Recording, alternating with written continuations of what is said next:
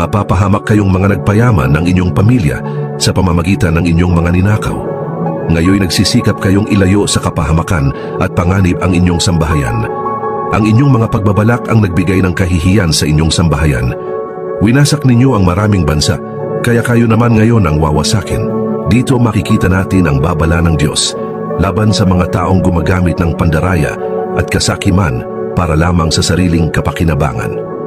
Ang mga taong nag-iipon ng kayamanan sa maling paraan sa pamamagitan ng pang-aapi, panlilinlang at kasamaan, akala nila'y nakalalamang sila sa iba at nakapagtatayo ng matibay na pundasyon para sa kanilang pamilya.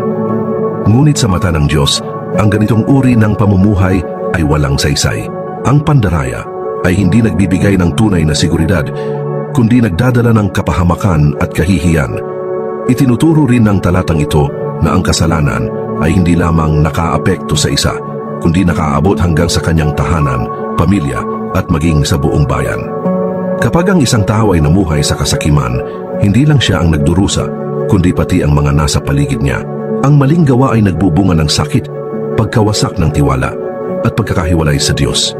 Kaya't sa huli, ang taong sakim ay nagiging dahilan ng sariling kapahamakan. Mga kapatid, paalala ito sa atin na ang tunay na yaman at kaligtasan ay hindi nakukuha sa maling paraan. Ang kayamanan ng sanlibutan ay panandalian lamang, ngunit ang pamumuhay sa katuwiran ay may gantimpalang walang hanggan. Mas mainam na mamuhay ng may katapatan at takot sa Diyos, kahit na simple at kaunti ang nasa atin, kaysa magtamo ng labis na kayamanan na galing naman sa kasalanan.